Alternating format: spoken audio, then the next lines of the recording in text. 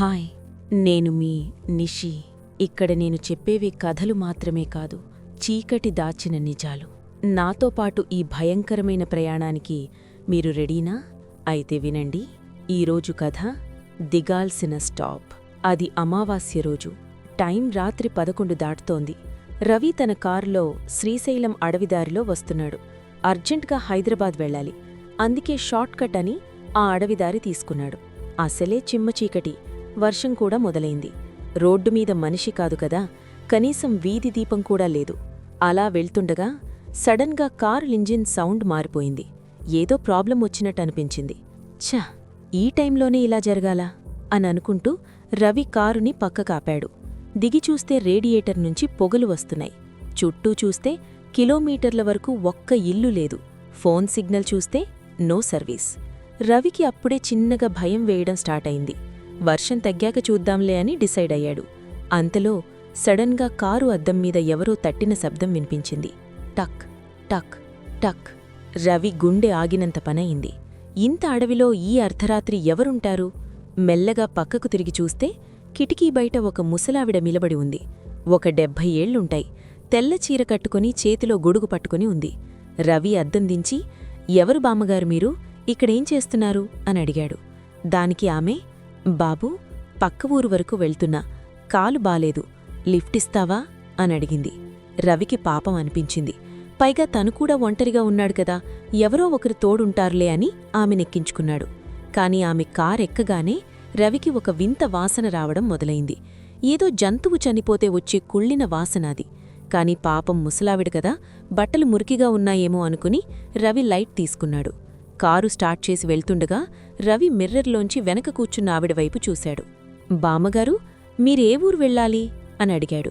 ఆమె సమాధానం చెప్పలేదు. తల వంచుకుని కూర్చునుంది. బామ్మగారు అని మళ్లీ పిలిచాడు.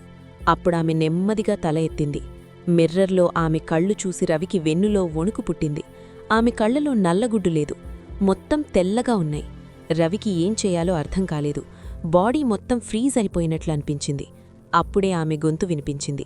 కాని ఆ గొంతు మనిషి గొంతులా లేదు. బాబూ, నా స్టాప్ వచ్చింది, ఆపు అంది. రవికి అర్థం కాలేదు.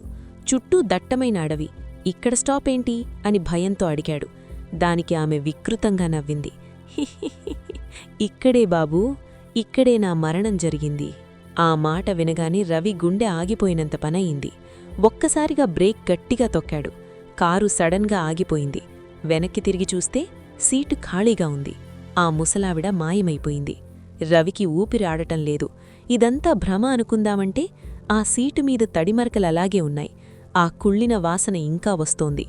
భయంతో రవి కారు స్టార్ట్ చేసి స్పీడ్గా పోనిచ్చాడు. ఎలాగైనా ఆ అడవి దాటాలి అని ఒకటే ఆలోచన. స్పీడోమీటర్ 100 దాటింది. రవి కళ్ళు రోడ్డు మీదే ఉన్నాయి. కాని సడన్గా కారు ముందు సీట్లో తన పక్కన ఒక చల్లటి గాలి తగిలింది. నేను దిగాల్సిన స్టాప్ దాటిపోయాం బాబూ అనే గొంతు వినిపించింది. రవి పక్కకు తిరిగాడు. ఆ ముసలావిడ ఇప్పుడు పక్క సీట్లో కూర్చునుంది. ఆమె ముఖం ఇప్పుడు మామూలుగా లేదు. సగం కాలిపోయి మాడిపోయిన చర్మంతో భయంకరంగా ఉంది. ఆమె తన చెయ్యిని రవి మెడమీద వేసింది. నన్ను దింపమని చెప్పాను కదా అంటూ గట్టిగా అరిచింది. అంతే, రవి కంట్రోల్ తప్పి కారుని లోయలోకి పోనిచ్చాడు. మరుసటి రోజు పోలీసులు బాడీని బయటకు తీసినప్పుడు డాక్టర్లు ఒక విషయం చెప్పారు. రవి చనిపోయింది యాక్సిడెంట్ వల్ల కాదు, గుండె ఆగిపోవడం వల్ల. అంతేకాదు, రవి మెడమీద ఎవరో గట్టిగా నొక్కినట్లు 5 వేళ్ల ముద్రలు కమిలిపోయి ఉన్నాయి.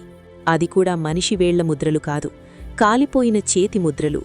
ఇప్పటికీ ఆ హైవే మీద రాత్రిపూట ఎవరైనా వెళ్తుంటే అట ఒక ముసలావిడ లిఫ్ట్ అడుగుతూ కనిపిస్తుందట. సో ఫ్రెండ్స్, అర్ధరాత్రి ఎవరైనా లిఫ్ట్ అడిగితే ఆపే ముందు ఒక్కసారి ఆలోచించండి. మీరు ఎక్కించుకునేది మనిషో దెయ్యమో ఎవరికి తెలుసు? ఇది ఫ్రెండ్స్, ఈ రోజుటి మన రియల్ హారర్ స్టోరీ. ఈ ఇన్సిడెంట్ గురించి మీరేమనుకుంటున్నారో కింద కామెంట్స్లో చెప్పండి. మళ్ళీ నెక్స్ట్ వీడియోలో కలుద్దాం. అప్పటి వరకు జాగ్రత్త.